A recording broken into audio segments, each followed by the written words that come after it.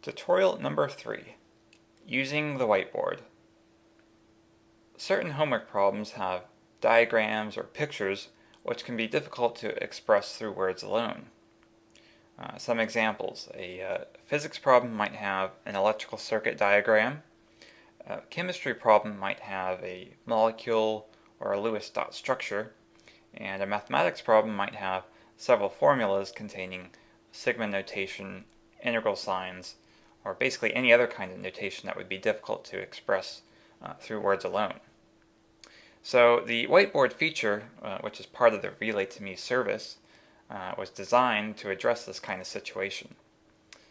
Now, in this tutorial, I have assumed that you've already logged on to the relay2me service. If you've forgotten how to do so, please refer to the second tutorial, which is entitled Sharing Documents. In that video, I explain how to log on to the service. Now, once you've logged on, you are presented with what is called the main panel, or the welcome screen. And you'll also take note of the 4 buttons beneath the session list. These are the whiteboard, documents, sessions, and settings. Of course, what we're actually interested in here is the whiteboard feature, so I will go ahead and click the whiteboard button. And now you'll notice that we are presented with a blank page. Essentially, each account holder on the relay2me service has his or her own whiteboard, and each whiteboard contains 5 pages. That means that each account holder could have up to 5 different diagrams or pictures simultaneously. Now, for this tutorial, we only really need 1 page, and also I am assuming the role of a physics student who is stuck on a homework problem, and that problem in particular has an electrical circuit diagram associated with it. So let's go ahead and start. I'll draw out this electrical circuit diagram. Start with the battery, and then draw a wire,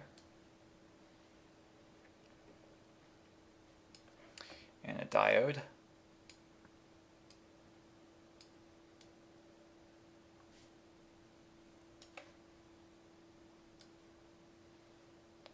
and once I'm satisfied with the result, I can then click Save. Now you'll notice this is on page 1. I could have drawn this on page 2, 3, 4, or 5, but I've drawn it, we only need page 1 right now. So I can go ahead and close out of the whiteboard. And because I am a physics student, I want to join the physics session. So I'll join physics. Now on your school it probably will be called something else, but this is what it's called on my network. So I joined physics session, and you'll also notice that I'm the only participant. In reality, there would probably be 10, 15, 20, perhaps maybe 30 other classmates logged into the session. But because I'm on a test network, I'm the only one using the service right now. And so to carry out this tutorial, I need to log in as another user. So I'm going to log in as Greg and have him, in this case, he'll also be considered a physics student. So Greg joins the physics session, and now you see we have 2 participants. And so Greg says hi Daniel, and then Daniel says hi, hello Greg. And Daniel, if you recall, is me. I'm the one who's stuck on the homework problem. So I tell Greg that I really need his help.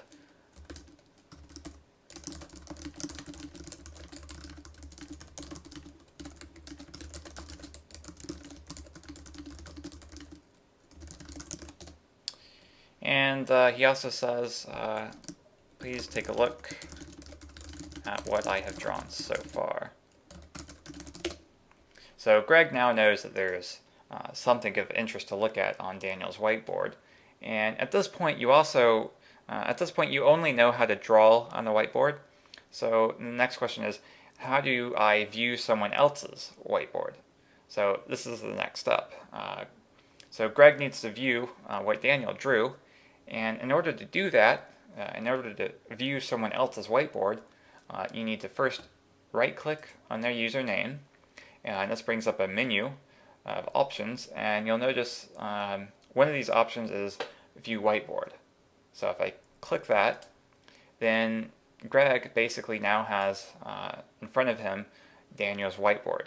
And in particular, this is page 1. If he wanted to, he could navigate to page 2 or page 3. But we'll go back to page 1. And immediately Greg recognizes the problem. So he tells Daniel, okay, the diode should be facing the other direction.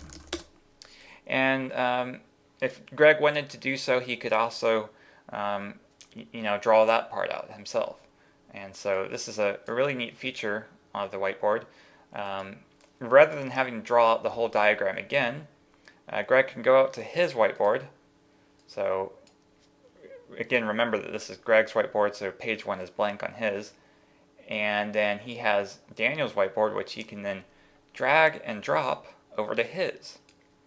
So isn't that cool? Greg now has a complete identical copy of what Daniel just drew moments ago, and using the eraser he can make, he can erase the diode and then draw back in the diode but facing the other direction.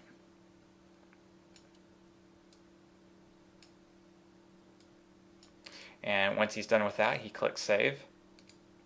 So now Greg has a corrected version of what Daniel drew on his whiteboard.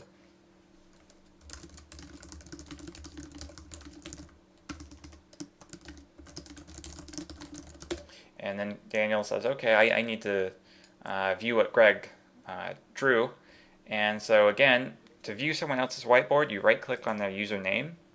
And from the menu that appears, you would select the View Whiteboard button. And there you see, Daniel is now looking at the corrected version. And then he immediately says, oh, okay, that makes sense. I should have had it facing the other direction. So now you know how to draw on the whiteboard. You simply go, again, this is the main panel. If you want to draw on your whiteboard, you click Whiteboard button, and then you can draw whatever you want to. And if you want to view someone else's whiteboard, then you right-click on their username and select View Whiteboard. So that pretty much covers the whiteboard feature, and I'll see you next time.